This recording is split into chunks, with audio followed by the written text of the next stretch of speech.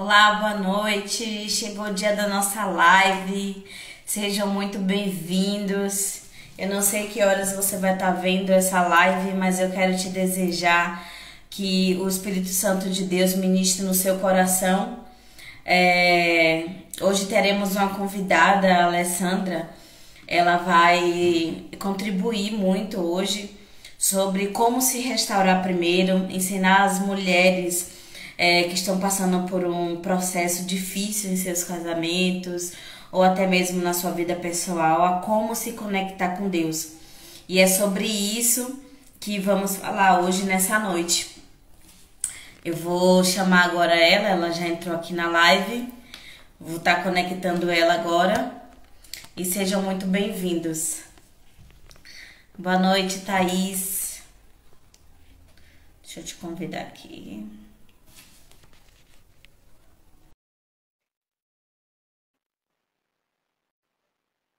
Oi, Peraí, que tá ao contrário aqui. Agora deu certo. Boa eu noite. tava dando boa noite pro pessoal. Boa noite, sejam bem-vindos, né? Thaís tá aí esperando a gente. Isso, compartilha a live, tem uma setinha aqui. Vamos compartilhar essa live para o maior número de pessoas que puderem entrar. Seus seguidores, todo mundo. Vamos compartilhar para o pessoal ir entrando. Mas quem não conseguir assistir ao vivo, a live vai estar disponibilizada lá no YouTube, tanto no meu canal quanto no canal da Ale.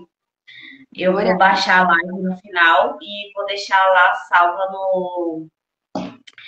Eu vou deixar salvo no YouTube. Antes de iniciar a live, quero apresentar a Lê. Foi uma conexão que Deus fez com a gente. Eu vi o canal dela no YouTube, eu falei, que interessante, vou clicar aqui. Quando eu cliquei, vi que as ideias batiam, a conexão batia, e aí o Espírito Santo falou comigo, siga ela.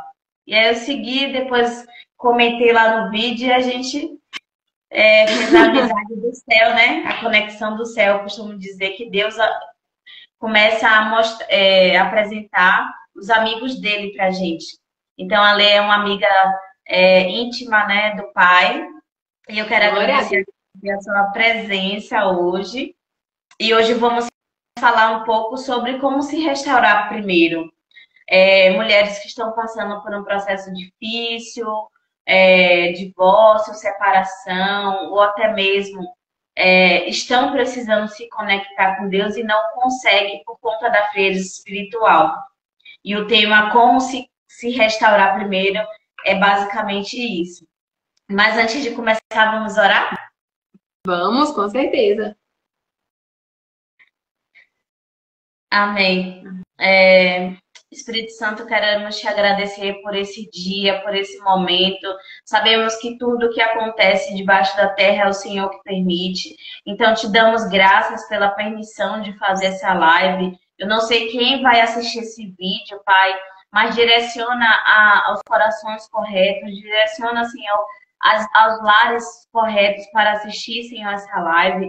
Que a palavra, Senhor, que vai ser, Pai, comentada aqui nessa noite, que possa tocar e mudar corações, porque é para isso que o Senhor nos restaurou, Pai, para restaurar outras pessoas, outras mulheres. E em nome de Jesus, abre o entendimento, Senhor, de cada uma delas. Amém. Amém. Tá dando para me ouvir direitinho? Eu tô ouvindo direitinho. Então, vamos nessa? Vamos lá. Eu vou começar falando um pouco de mim, como se deu um pouco do meu processo de restauração. Eu nasci no Evangelho, então meus pais, eles desde criança me ensinaram a palavra de Deus, me mostraram, né, o caminho que eu deveria percorrer. E com 11 anos de idade eu me batizei, eu fui para uma igreja que era próximo da minha casa e aí eu fui introduzida no ministério de dança, que eu gostava muito desse ministério. E aí eu fiquei. Lá nesse ministério eu casei. Lá foi onde Deus me mostrou como ser um verdadeiro cristão, como sonhar, como ter fé. Então, a minha fé foi estabelecida nesse lugar. E ao longo do tempo, eu dei uma esfriada, né? É aquela parábola da dracma perdida. Eu me perdi dentro de casa. Eu estava afastada dentro de casa. E quantos de nós estamos afastados, muitas vezes, dentro da igreja? Mas o nosso coração está bem distante de Deus. Então, eu fui a dracma perdida, eu fui a ovelha perdida e eu fui o filho pródigo. E quando eu cheguei nessa fase do filho pródigo, eu sabia o que eu estava fazendo, eu sabia qual era o meu chamado, mas eu estava negando, eu estava fugindo que nem Jó.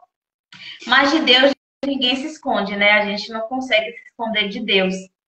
Então existe um tempo determinado debaixo da terra para todas as coisas. E o meu tempo chegou. Deus determinou o ano de 2021 para que eu pudesse me restaurar. E desde então eu me considero que foi o tempo da minha conversão. Foi o tempo em que eu conhecia o Senhor, não de ouvir falar, mas eu conheci um Deus que fala, um Deus que responde às orações rapidamente, porque muitas pessoas falam que Deus fica em silêncio, que Deus não fala comigo. Deus fala o tempo todo. O tempo todo ele fala, ele não nos abandona, ele tem uma promessa em que estaria conosco todos os dias até a volta dele. Então, não existe isso de Deus se calou, Deus está em silêncio, não. Talvez são as muitas vozes, as vozes da multidão, ou até mesmo a sua ansiedade que não está fazendo com que você ouça a voz de Deus. Então, eu fui essa pessoa que passou por um processo de restauração. Na verdade, eu fui lapidada. Todo o meu conceito, toda a minha mentalidade, toda a religiosidade, eu era uma pessoa muito religiosa. E Deus desconstruiu tudo isso. Então, a mudança de mente que lá em Romanos fala 12:2, que a gente precisa se renovar para que a palavra do Senhor entre no nosso coração, foi o que aconteceu comigo. Primeiro, Deus mudou a minha mente, o meu coração, e hoje eu tenho total convicção daquilo que eu fui chamada. Ele resgatou a minha identidade nele. Então, hoje eu sei o meu propósito, hoje eu sei para que eu nasci, o porquê eu estou aqui na Terra.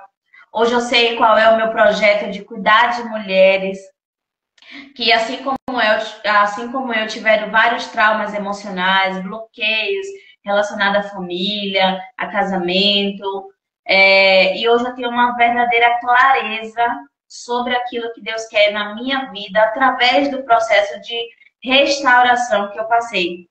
Porque antes eu culpava muito o outro, né? Muitas vezes a gente não tem a autorresponsabilidade e aí fala assim, eu só vou mudar se fulano mudar. Fulano não muda, então eu não vou mudar. Então a gente acaba anulando a nossa responsabilidade de fazer o que tem que ser feito, né? Deus, ele não é um Deus de mimimi, de chorinho. Você pode chorar, espernear, fazer o que você quiser.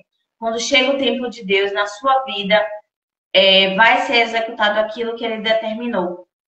E o meu processo é muito longo. Quem quiser depois me segue aqui nas redes sociais, vê meu YouTube, que tem vários videozinhos explicando um pouco das fases que Deus me permitiu viver. E agora eu vou passar a bola para a Lê.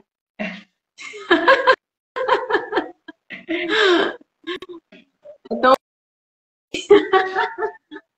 é muito bom ouvir, porque a gente vai aprendendo, né? E como você disse, realmente Deus uniu nossos propósitos, né? Porque até então tudo que nós conversamos é muito parecido, né? A nossa idealização de tudo, aquilo que Deus veio revelando. E, nossa, eu fico muito feliz, porque no começo, como eu te falei, não sei se eu cheguei, acho que eu cheguei a falar no canal, porque às vezes eu gravo o vídeo, aí dá um trem errado, aí eu excluo aquele vídeo e faço de novo. Mas acredito que eu falei lá que eu não queria começar o canal, né? Cheguei a falar com você, eu não sou boa com essa questão de rede social, esses negócios digitais não são para mim, eu sou péssima com isso. Então, mas Deus vai te dando graça, né? colocando É ele que tá me pessoas assim. capacitando. Comigo também foi assim no início. No início. O nosso início é péssimo, mas depois é gratificante. É verdade. Mas hoje eu vejo que o propósito maior de Deus era isso, era me conectar a pessoas que estavam principalmente longe de mim, mas perto dele, né? Perto Sim. dele, porque eu achei muito interessante tudo que Deus fez na minha vida, né? Já contei um pouco do meu testemunho lá no canal, um pouco do que aconteceu. E hoje eu só tenho a agradecer a Deus. Ó, a pastora Joyce está aí assistindo a gente também. Obrigada, pastora. Deus abençoe. Pastora Joyce, ela é uma bênção, viu, Michele? Uma bênção. Ela tem uma igreja aqui pertinho de casa.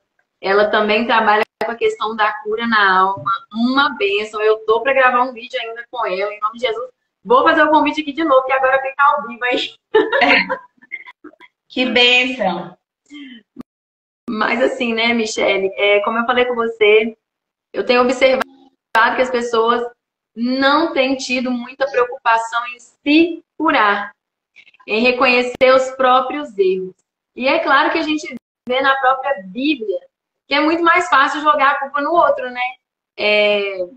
Como eu já contei lá no meu testemunho, foi muito mais fácil eu assumir toda a culpa que meu marido jogou em cima de mim e aceitar que era culpa minha, porque eu não queria, na verdade, sinceramente, a minha dependência nele era tão grande que eu preferia assumir a culpa do que deixá-lo assumir a culpa pelos erros dele. E hoje eu percebo, né, que isso foi um erro enorme, até meu mesmo, mas é porque eu cresci dessa maneira, sempre assumindo a culpa para mim, né, assim, de tudo na minha vida. Tudo na minha vida era culpa minha, então era mais fácil, né? Então eu pensava, quer saber, é culpa minha mesmo, porque eu sempre Deixa eu fazer só uma observação aqui. Geralmente, quando um casamento ele se encerra, quando há uma separação, sempre um dos lados vai culpar a outra parte. É comum não assumir a responsabilidade, porque assim é um fracasso diante da sociedade. O seu casamento fracassou. Você fracassou em algum momento. Então, assim, assumir a culpa do fracasso é muito dolorido, né? Porque a dor do divórcio é comparada à dor de um luto, de uma morte. Então, assim, fomos criadas realmente em ser as mulheres sábias, em ser a mulher boazinha, né? De servir o tempo todo. Mas, assim, existe aquilo que fomos ensinadas e existe aquilo que a Bíblia fala, né? E a Bíblia fala que o homem tem que ser o sacerdote do lar. A Bíblia fala que a mulher é a auxiliadora dele. Então, quando o casamento ele se encerra, a culpa nunca é só de uma pessoa, nunca é só de uma parte. Sempre os dois erraram. Então, é 50% de um, 50% de outro. Porque em algum momento, alguém ali na relação não assumiu o papel, biblicamente falando, que deveria exercer, que é o do sacerdócio e é da a mulher adjuntora. Pode continuar. Como diz a pastora Joyce aqui, ó, autossabotagem. Exatamente. Exatamente, pastora. Hoje eu sei que né? Antigamente, por isso que eu falo muito que eu aproveitei muito do deserto, né? Eu quis tirar proveito de tudo que eu podia, porque a dor que eu estava vivendo era muito grande. E eu aprendi, na verdade, ao longo da minha vida, que Deus tem um propósito na nossa dor. A gente não sofre à toa, né? E eu vejo muito, eu gosto de assistir testemunhos, né, das pessoas. E, opa, deu uma paradinha aí. Eu tô aqui. Voltou? Glória a Deus. Eu tô aqui. Eu gosto muito, muito de assistir, né? Testemunhos, porque eu acho que eles são inspiração, esperança para nós, motivação para nós.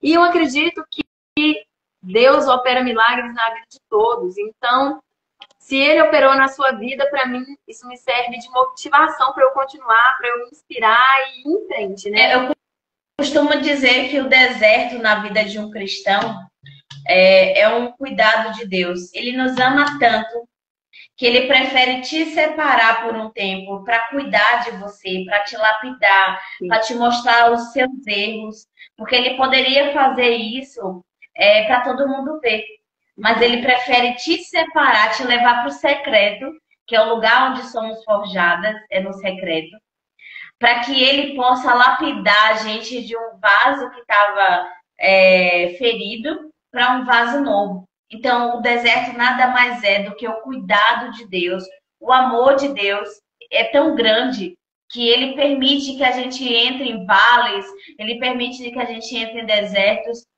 só para a gente olhar para ele e reconhecer a grandeza dele na nossa vida e o quanto somos pequenos e quanto somos dependentes. Precisamos depender apenas dele. E o deserto, quando ele se instala, ele vem como uma avalanche, né?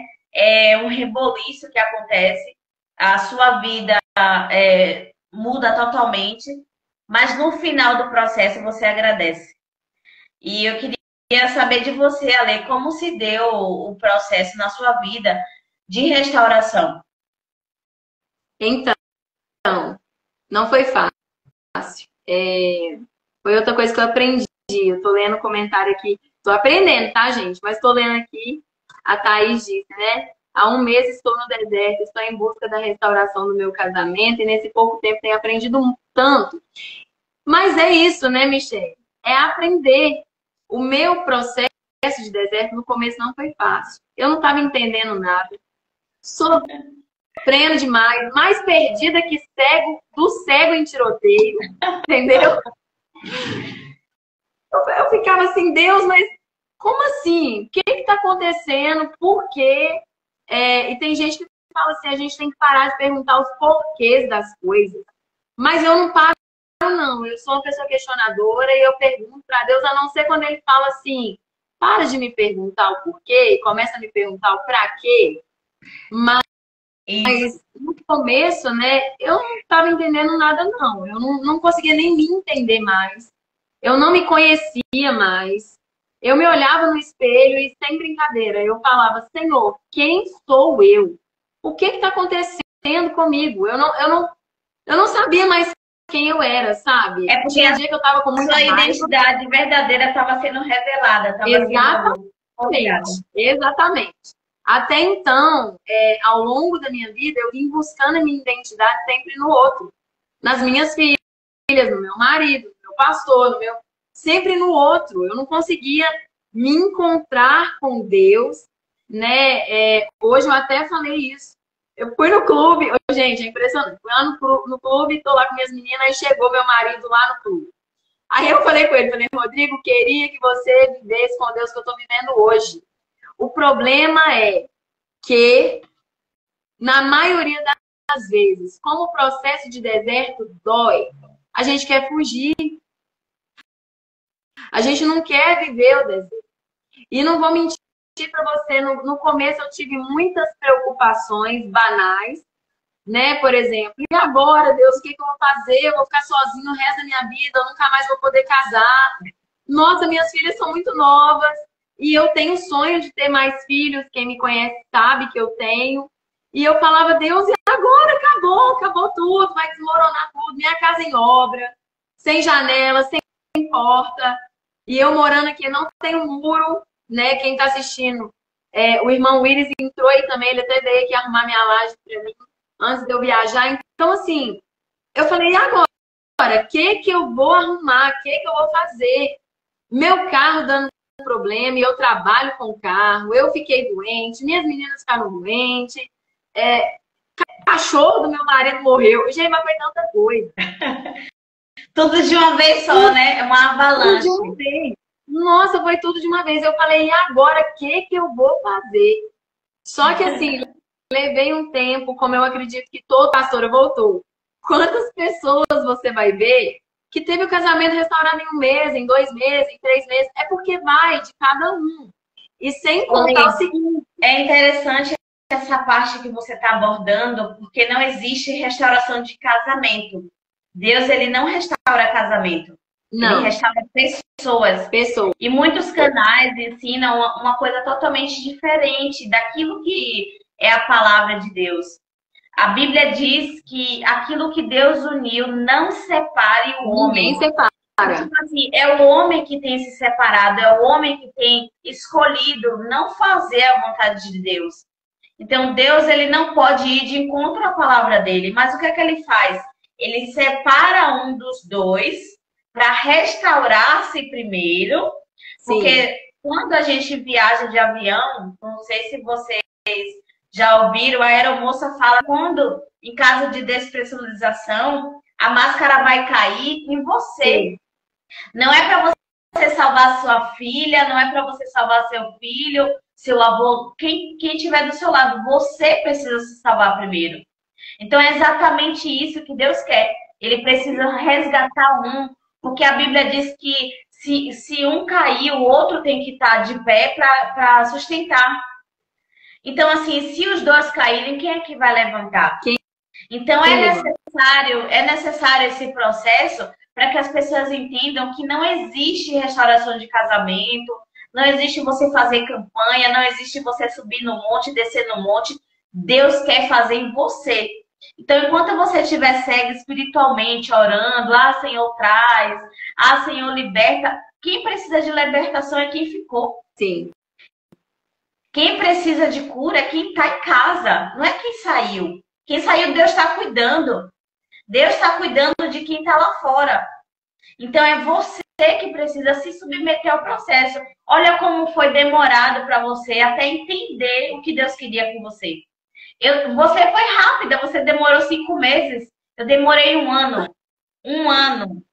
Eu fiquei rodando em círculos, achando que eu era culpada, que eu tinha que salvar de qualquer jeito aquilo que se quebrou. E Deus falou, filha, o processo é com você. É com você. Então, quando eu entendi, aí teve uma vez que eu estava conversando com Deus, com o Espírito Santo, e aí ele falou assim, e se o outro não mudar? Aí eu, na minha justiça própria, né, no meu orgulho, falei, poxa Deus, mas eu tô orando tanto, tô buscando tanto. Aí o Espírito Santo continuou, e se ele não mudar? Você vai continuar mudando? Aí desceu uma lágrima aqui dos meus olhos, eu falei, vou Deus, eu vou continuar mudando. Então, daquele dia ali, eu entendi que o outro era Deus que ia cuidar. Era comigo o processo. A lapidação era eu que precisava passar por aquilo. Então, assim, que as mulheres que vão assistir essa live depois entendam que o processo de restauração é com você que está passando. É individual. Porque se o outro destrona o outro, tira o outro do trono, que você passou a vida toda colocando essa pessoa no lugar de Deus, no pedestal, que não merecia estar, entroniza a Deus, porque quando estamos entronizadas no mesmo alinhamento que Deus, as demais coisas nos serão acrescentadas. Sim. E as demais coisas é tudo, gente. É casamento, é filho, é roupa, é comida, é tudo. É as demais coisas. Sim. Não, e esses dias Deus falou comigo, falou, querido, eu não restauro instituição. Entende? Eu não restauro. Eu restauro pessoas, mas as pessoas não querem viver restauração, elas não querem. Elas querem que eu mova, que eu faça, que eu derrame a chuva, que eu... Entendeu? Mas elas não querem parar um pouco ali e falar assim, não, mas peraí, eu tenho que amar a quem acima de todas as coisas? Porque, assim, é difícil. É difícil. Nossa, eu sempre tive um amor intenso por Deus, por Jesus Cristo, desde que eu conheci. Mas, infelizmente, a minha carência de ter alguém ali do meu lado, de ter alguém perto de mim, de me sentir amada, porque a minha vida inteira eu me senti rejeitada. E eu depositei no meu marido, porque quando a gente começou a namorar, o meu avô faleceu, e o meu avô era uma figura paterna que eu tinha. Então, quando ele faleceu, eu depositei no meu marido aquela imagem. Falei assim, nossa, eu vou ter um homem que vai me amar como meu avô me amou. Quando eu que não era bem do jeito que eu pensava, até porque me ensinaram, sabe? Que casamento era tipo esses filmes das princesas da Disney, sabe? Me ensinaram isso. E aí um dia, menina, aí um dia me vem, né, o meu marido, quando a gente tava namorando ainda, vem na casa da minha tia de bicicleta velha, mas eu enxerguei um cavalo branco, entendeu? Então, assim, são coisas que a gente vai criando, expectativas que a gente cria e frustra, e frustra. Na verdade, você usou uma ilustração aí de brincadeira, mas não fomos ensinadas o verdadeiro casamento. E o casamento nada mais é do que a representação de Cristo aqui na Terra. Somos lapidadas no casamento. É um lapidando o outro. Assim, como o ferro afia o fogo, né? O fogo afia o ferro, alguma coisa assim. Então, assim, a instituição do casamento é muito importante, porque nem o cônjuge entende, nem a gente entende o que é o casamento. Então, só vamos ter um entendimento sobre o que é o verdadeiro casamento quando vamos para a palavra. Então, o casamento instituído por Deus aqui na Terra, ele nada mais é do que a imagem, a tríplice aliança, né? Você vai ser forjada dentro do seu casamento. É no seu casamento que Deus ele vai instruir tanto um contra o outro, para nos santificarmos para a volta dele.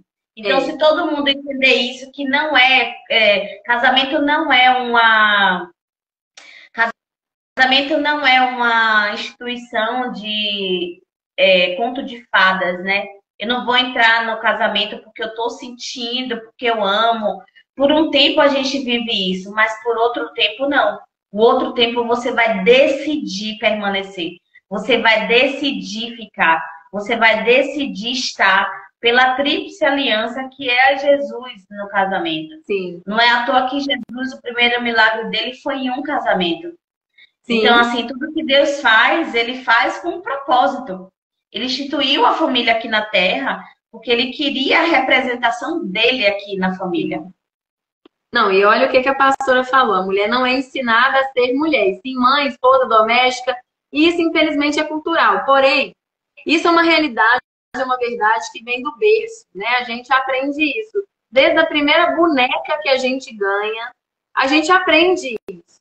Porém, assim, o meu grande problema foi que quando eu me converti, eu aprendi tudo que acontecia de errado no meu casamento, eu ouvia o seguinte versículo que virou frase, porque foi banalizado. O seguinte: a mulher sabe dificular. A mulher sabe dificular. A mulher sabe dificular. A tola destrói. Então, consequentemente, você realmente pega toda a culpa para você, porque você pensa assim: fui uma mulher tola, destruí meu casamento. Entendeu? Eu sou uma mulher tola. E quando você vai ler na Bíblia, quando você vai ver a Bíblia, a palavra de Deus falando a respeito dos tolos, o bicho pega. Então, assim, é um peso muito grande. Que não só foi a mulher que foi tola, né? Foi o homem tolo também. Entende? E é interessante, sabe? Eu sei que vai fugir um pouquinho aqui, mas olha só. Hoje, quando eu estava lá no clube, eu estava falando com o guarda-vidas lá. Ele é amigo nosso, amigo da família e tal. E eu conversando com ele, eu falei com ele assim: ô Gledson, você sabia que... Você já parou para reparar numa coisa?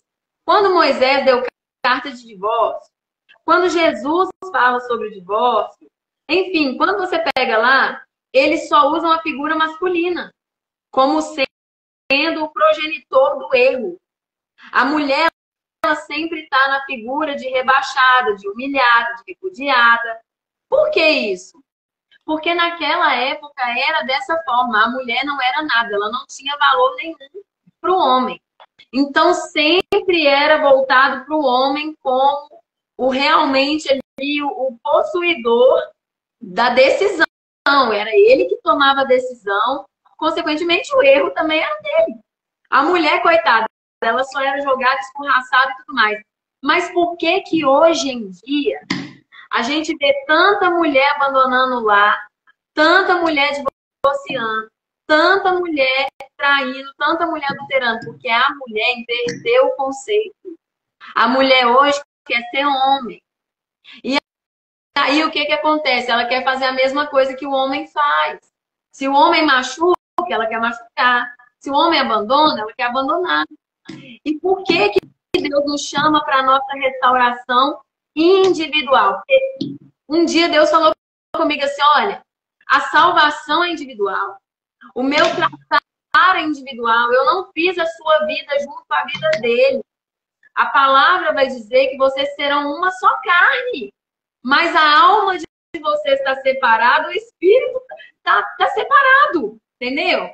Então, assim, ele precisa realmente lidar com cada um, porque se ele não lidar com cada um, o que vai ser de nós? Para onde que nós vamos?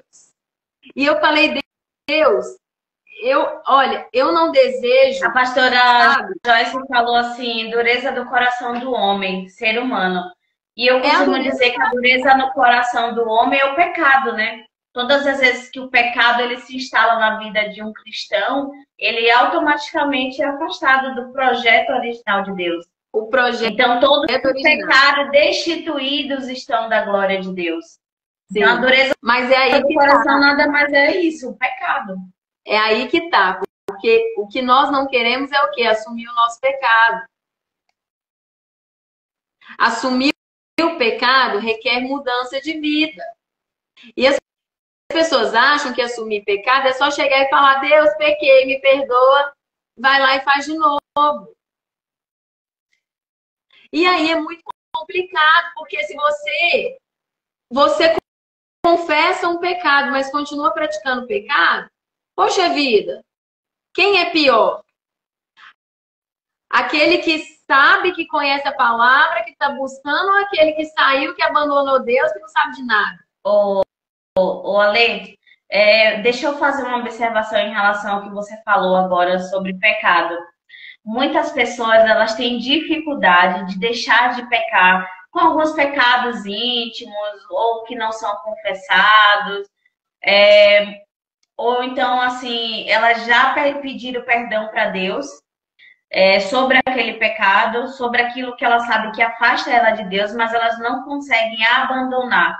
Porque eu sou cristã e não consigo abandonar? Porque existe uma chave nisso aí. A Bíblia diz que quando você confessa e deixa, você alcança a misericórdia. Mas também existe outro versículo que fala, que você, lá em Tiago fala isso, que você precisa confessar para o seu irmão. E tipo assim, hoje em dia a gente não quer confessar para o nosso irmão. A gente tem medo de confessar os nossos pecados íntimos. O que é que ele vai pensar de mim? Será que ele vai contar em algum momento? Então, assim, a gente não alcança a misericórdia muitas vezes, porque Satanás tem a legalidade para atuar ainda nessa área que te traz fraqueza. Então, quem for assistir essa live, eu aconselho você a orar a Deus e você pedir ao Espírito Santo para te mostrar uma pessoa de confiança que você possa confessar isso. Porque assim, uma vez que você confessa para Deus e você chama um irmão para confessar, Satanás não vai ter legalidade mais para te acusar daquilo ali. Isso aconteceu comigo. Eu ficava perguntando para Deus, poxa, por que eu ainda estou pecando nessa área? Por que eu ainda estou caindo nessa área? Se eu já te pedi perdão, se eu já me arrependi de todo o meu coração. E aí o Espírito Santo falou, filha, eu preciso que você confesse para alguém. É o que a palavra diz. E eu falei, meu Deus, como é que eu vou confessar isso? O que é que a pessoa vai pensar de mim? E aí a gente começa a se auto-martirizar com isso. E aí eu chamei uma amiga minha, eu falei, eu vou precisar confessar algumas coisas para você, já pedi perdão para Deus, já me arrependi de todo o meu coração. Então, a Bíblia fala que aqueles que confessam e deixam alcançam a misericórdia, mas eu ainda não alcancei a misericórdia de Deus, porque eu preciso confessar para alguém. Ela, não, tudo bem, pode falar, não vai sair daqui. E aí, eu confessei para ela tudo que estava acontecendo, que eu ainda estava repetindo os mesmos erros. E aí, no final, oramos,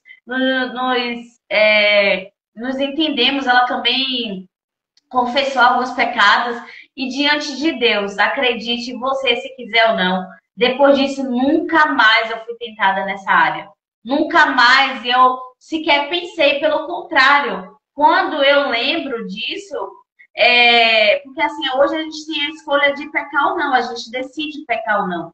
Mas eu nem me lembro mais, eu nem sinto vontade mais de fazer aquilo que eu antes era uma tentação para mim.